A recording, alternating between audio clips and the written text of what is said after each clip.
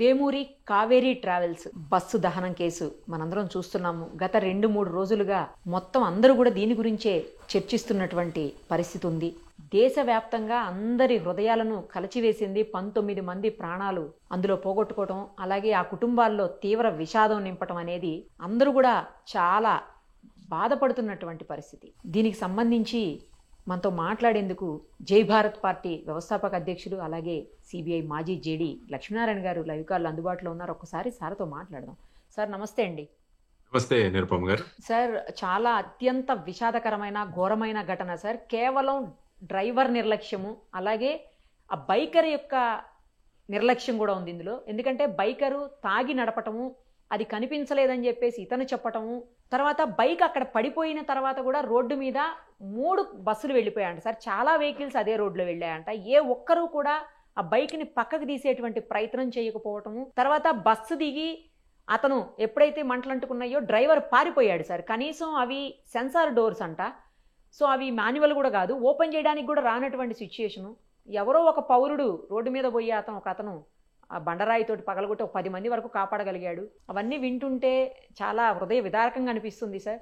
అసలు ఎలా తీసుకోవాలి? ఎందుకంటే దాన్ని బస్సును కూడా, అది స్లీపర్ బస్ కాదంట సార్, డయ్యూడామన్లో రిజిస్ట్రేషన్ చేయించారంట దానికి. అది కూడా కేవలం సీటింగ్ బస్సు, 43 సీట్లతోటి సీటింగ్ కెపాసిటీ ఉన్న బస్సుని స్లీపర్ బస్సుగా చేంజ్ చేశారు. ఇక్కడైతే కఠినంగా వ్యవహరిస్తారని, రూల్స్ ఒప్పుకోవని చెప్పి ఎక్కువ పే చేయాల్సి వస్తుంది ట్యాక్స్లు అని చెప్పి అక్కడ తీసుకుపోయి చేయటం. తర్వాత ఎవరైతే ఆ బైక్ పైన వెనకాల కూర్చుని ఉన్నాడో వాడి ఫ్రెండ్, ఈ చనిపోయిన శివశంకర్ ఫ్రెండ్ ఎవరైతే ఉన్నాడో ఎర్రిస్వామి అని, అతను కూడా ఫ్రెండ్ చనిపోతే అక్కడ ఆ పాటికి వదిలేసి ఫోన్ తీసుకొని అతను పారిపోయాడు. ఏంది సార్ అసలు?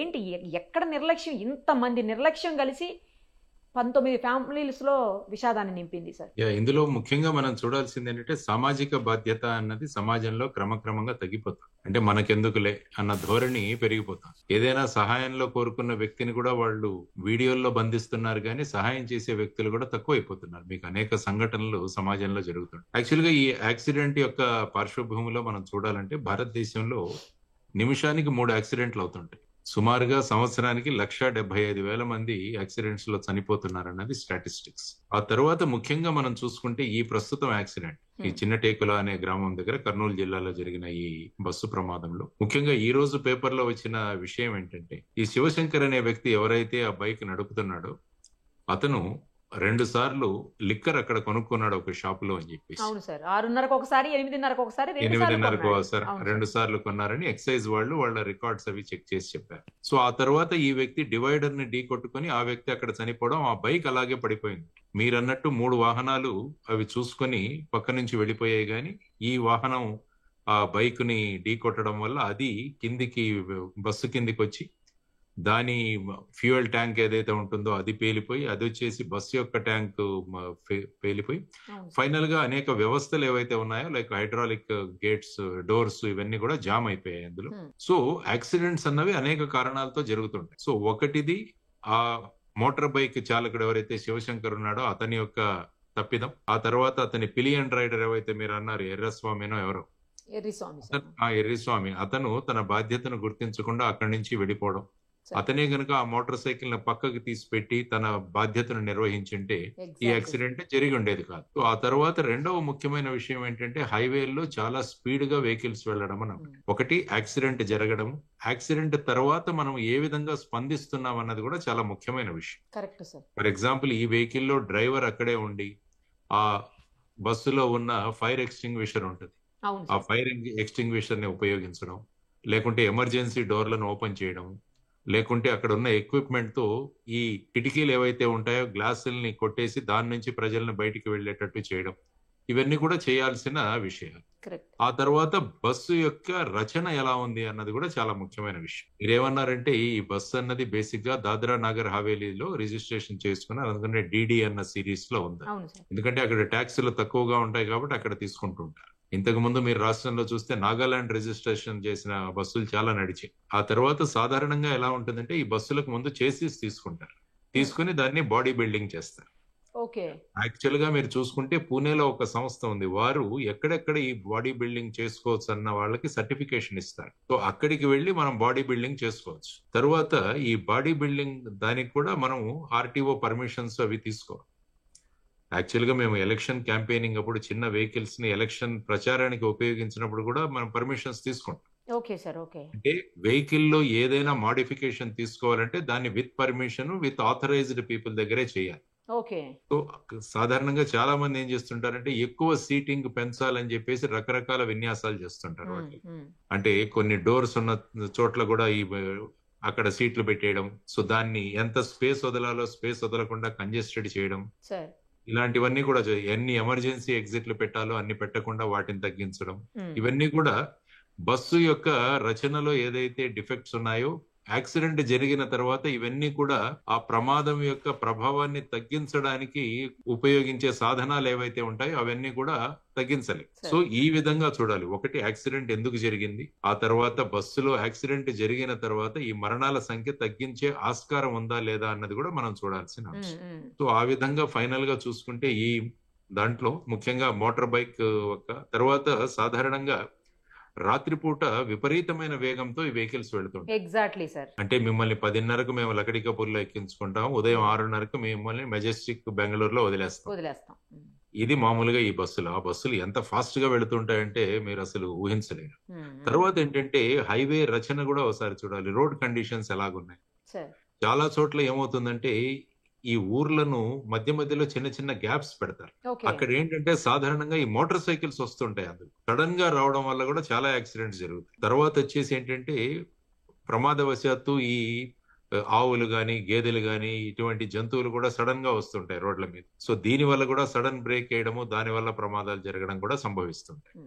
తర్వాత ఈ డ్రైవర్స్ ఎంత అనుభవజ్ఞులు అన్నది కూడా చాలా ముఖ్యమైన విషయం. ఎందుకంటే సాధారణంగా వీళ్లకు డ్రైవింగ్ లైసెన్సులు ఇస్తారు. లైసెన్సులు తెచ్చుకోవడానికి కూడా చాలా వామ మార్గాలు ఉన్నాయి. అందులో రకరకాలుగా అనుభవం లేకున్నా కూడా మనం డ్రైవింగ్ లైసెన్స్ ను కొనుక్కోవచ్చు అన్న ధోరణి కూడా మనకు నడుస్తుంటుంది. ఇప్పుడు ఇతను చేసింది కూడా అదే సార్. యాక్చువల్లీ 5th క్లాసే పాస్ అయ్యాడంట. 8th పాస్ అవ్వకుండా హెవీ డ్రైవింగ్ మోటార్ లైసెన్స్ రాదంట. దానికోసం 10th ఫెయిల్ అయినట్టు సర్టిఫికేట్ పెట్టాడు. 10th ఫెయిల్ అయినట్టు అంటే 8th అయిపోయినట్లు కదా. అదే. సో అదే అంటున్నాను, ఇలాంటి షార్ట్ కట్స్ ఏవైతే ఉన్నాయో అవన్నీ తీసుకుని, ఎందుకంటే మనం విమానంలో కూర్చుంటే విమానం పైలట్ దగ్గర సుమారుగా 100-150 మంది జీవితాలు ఉంటాయి. అంతే కదా సార్. అదే విధంగా ఈ బస్సుల్లో డ్రైవర్ మీద ఆధారపడి ఇంతమంది 40-50 మంది ప్రయాణం చేస్తారు. కాబట్టి వాళ్ళ బాధ్యత చాలా ఎక్కువగా ఉంటుంది. వాళ్ళు ఒకవేళ యాక్సిడెంట్ జరిగితే ఏం చేయాలని ప్రతి సంవత్సరం వాళ్ళకు ట్రైనింగ్స్ ఇవ్వాలి. ఎలాగైతే పైలట్స్ కి సిమ్యులేషన్ ఎక్సర్సైజ్ చేయిస్తుంటారు వాళ్ళు. సిమ్యులేషన్ అంటే మేఘాల్లో వెళితే ఎలా ఉంటుంది, అలా సిమ్యులేషన్ ఎక్సర్సైజ్ చేస్తారు. అంటే ఆ కండిషన్స్ ను క్రియేట్ చేసి అందులో వీళ్ళ రియాక్షన్స్ ఎలా ఉంటాయి అన్నది టెస్ట్ చేస్తుంటారు. కానీ మనకు ఒకసారి హెవీ వెహికల్ లైసెన్స్ వచ్చిన తర్వాత ఇలాంటివి ఏవి ఉండవు. ఎందుకంటే 10 సంవత్సరాలు 15 సంవత్సరాలకు ఇచ్చేస్తారు లైసెన్స్. ఆ తర్వాత ఈ వ్యక్తి యొక్క దీంట్లో మార్పులు ఎలా ఉన్నాయి. ఆ తర్వాత ముఖ్యంగా ఏంటంటే మద్యం సేవించి వెహికల్స్ నడపడం, ఇది కూడా ఒకటి ప్రమాదానికి దారితీస్తుంది. సో ఈ మధ్య కొత్తగా వచ్చిన విషయంలో నేను విన్నాను, నేను ఆటోమోటివ్ రీసెర్చ్ వాళ్ళు వింటే, సపోజ్ ఎవరైనా మద్యం తాగి ఆ డ్రైవింగ్ సీట్ లో కూర్చుంటే అక్కడ వచ్చే ఆ స్మెల్ ఏదైతే ఉంటుందో దాన్ని సెన్స్ చేసి ఆ వెహికల్ ముందుకు నడవదట. అలాంటి సెన్సర్లను కూడా అరేంజ్ చేసి ఏర్పాట్లు చేస్తున్నామని చాలా మంది చెప్పడం జరుగుతుంది. అంటే అదే ప్రతి వెహికల్ లో రావాలి. మళ్ళా పోలీసులు ఆపి మిమ్మల్ని బ్రీత్ అనలైజర్స్ పెట్టి ఇది చేయడం కన్నా వెహికల్ లోనే ఒక సెన్సర్ కనుక అరేంజ్ చేయగలిగితే ఆ సెన్స్ చేసి దాన్ని ఈ విధంగా. తర్వాత ఇంకొకటి ఏంటంటే హైవేలకు పక్కన ఉన్న ఈ లిక్కర్ షాప్స్. Correct sir. ఇది కూడా ఒక పెద్ద ప్రమాదకరం. దాంతో పాటు ఒకవేళ లిక్కర్ షాపులు లేకపోయినా ఈ బెల్ట్ షాపుల పేరుతో హైవేల్లో ఉన్న దాబాల్లో కూడా ఇవి కూడా దొరుకుతుంటాయి మనకి. సో ఇవన్నీ తర్వాత కూడా అలాంటి షాపే అంటున్నారు సార్. మరి అవును, ఈ శివశంకర్ అన్న వ్యక్తి కూడా ఇలాంటి షాప్ లోనే తాగి ఉండొచ్చు. తర్వాత వచ్చేసి ఏంటంటే డ్రైవర్ కూర్చున్న తర్వాత అతని కండిషన్స్ ఎవరైనా చెక్ చేస్తున్నారా లేదా అన్నది కూడా మనకు తెలియదు. ఆ డ్రైవర్ మధ్యలో దిగి ఏం చేస్తున్నాడు అని కూడా మనకు తెలియదు. Correct sir. సో ఇవన్నీ ఫ్యాక్టర్స్ మనం కన్సిడర్ చేసుకుంటే ఇవి రకరకాల యాక్సిడెంట్స్ కి కారణాలు అవుతాయి.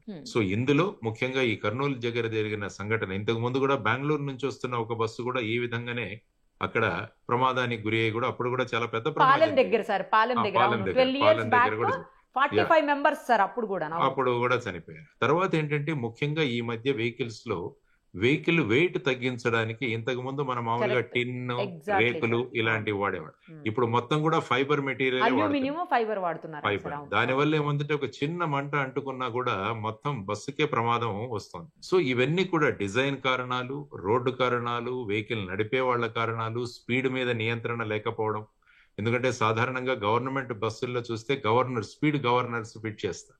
ఇంకా అంత మీరు మించి వెళ్ళడానికి ఉండదు. అవును వెళ్ళదు. సార్. ఆర్టీసీ బస్సులు ఎక్కితే 60 కిలోమీటర్ల స్పీడ్ కన్నా ఎక్కువ వెళ్ళదు. స్పీడ్ లాక్ ఉంటది. అవును. స్పీడ్ లాక్ ఉంటుంది. కాబట్టి అటువంటి వాటిని ఏమన్నా చేయాలా? తర్వాత ఏంటంటే ఈ మధ్య హైవేలు వచ్చిన తర్వాత దాని మీద ఫర్ ఎగ్జాంపుల్ మీరు ఓఆర్ఆర్ లో ఎప్పుడైనా వెళితే సార్ 120 కిలోమీటర్స్ కూడా వెళ్లే అవకాశం ఉంది. 120 120 బోర్డు పర్మిషన్ ఉంది సార్. ఇప్పుడు ఇంతకు ముందు ఉంది. 100 అదే. ఉండేది.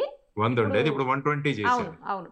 దానివల్ల ఏంటంటే డ్రైవర్లు త్వరగా వెళ్లే అవకాశం కూడా ఉంటుంది. ఉమ్. తర్వాత ఏంటంటే కొన్ని మార్గాలలో 2 వీలర్స్ ని అవాయిడ్ చేయాలి. యాక్చువల్ గా నైట్ టైమ్ లో మీరు చూసుకుంటే ఓకే. ఇప్పుడు ఫర్ ఎగ్జాంపుల్ హైదరాబాద్ ఓఆర్ఆర్ లో మీకు 2 వీలర్స్, 3 అస్సలు వీలర్స్ కి లేదు. పర్మిషన్ లేదు లేదు. సార్. అవును. అవును. సో అదే విధంగా ఈ హైవేస్ లో ఎక్కడైనా ఇటువంటి ప్రమాదాలు ఎక్కువగా జరుగుతున్న స్పాట్ లో ఇదేదైనా చేయగలమా? అంటే మోటార్ సైకిల్స్ ఇలాంటి వాటిలను ఆపేయడం. ఏంటంటే మనం అనేక విషయాలు చేసినా కూడా వాటిలో ఎన్ఫోర్స్మెంట్ చాలా ముఖ్యం. Exactly sir. పేపర్ మీద ఉంటుంది కానీ దాని అమలు అన్నది చాలా కష్టతరమైన విషయం. సో ఇటువంటి పరిస్థితుల్లో ఈ యాక్సిడెంట్లు కాకుండా ఎలా చూడాలి అన్నది అందరి బాధ్యత కూడా ఇందులో ఉంటుంది. ముఖ్యంగా ఇందులో బాధ్యత వహించవలసింది ఈ ఈ బస్సుల రీకన్స్ట్రక్షన్, బాడీ బిల్డింగ్ లో ముఖ్యంగా రోడ్ ట్రాన్స్పోర్ట్ అథారిటీ వాళ్ళు. తర్వాత వచ్చేసి స్పీడ్ నియంత్రణ చేయడంలో పోలీసు మరియు ఆర్టీఏ. ఆ తర్వాత ఈ రోడ్డు పక్కన ఉన్న ఈ షాపుల్లో ఈ లిక్కర్ ఇది లేకుండా ఎక్సైజ్ డిపార్ట్మెంట్ వాళ్ళు. Correct sir.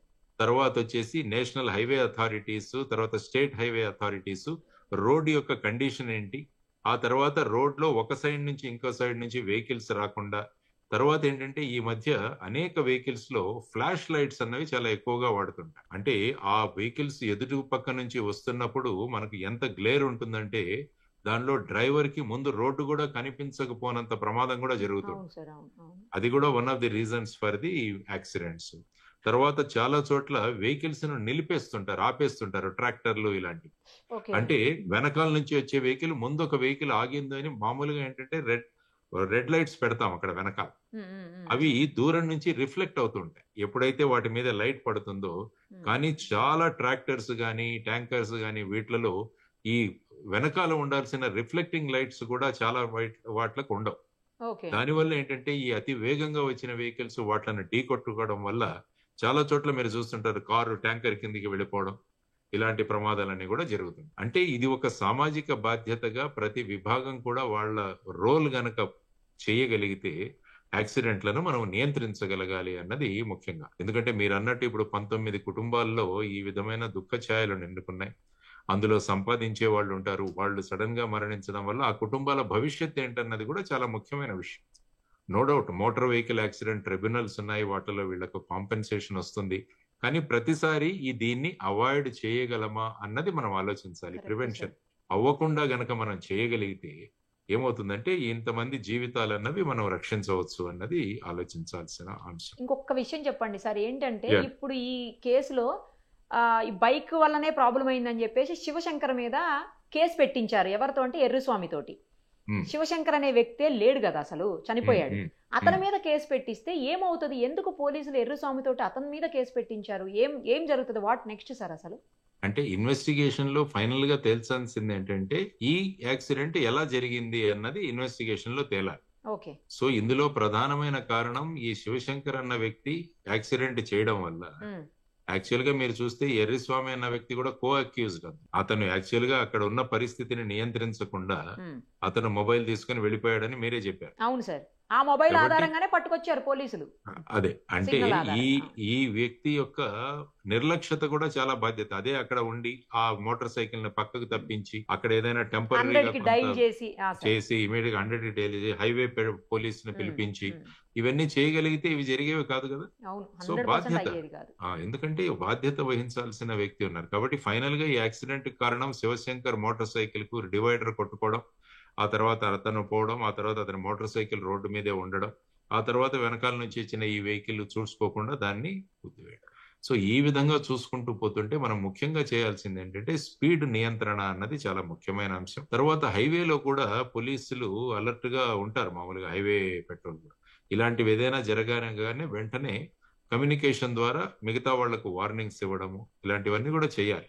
తర్వాత ఏంటంటే ఈ స్పీడ్ లిమిట్ కూడా ఫిక్స్ చేయాలి. అంటే మీరు 6 గంటల్లో బెంగళూరుకు చేరుస్తాము అంటే ఇటువంటి ప్రమాదాలు జరిగే అవకాశం ఉంటుంది. సో వాటి మీద మీరు నియంత్రణ వహించాలి, స్పీడ్ గన్స్ పెట్టాలి. తర్వాత మనుషులే ఉండాల్సిన అక్కర్లేదు, మనం స్పీడ్ గన్స్ ఫిక్స్ చేసేస్తే, ఇప్పుడు ఫర్ ఎగ్జాంపుల్ హైవేస్ లో ఉంటాయి, వెంటనే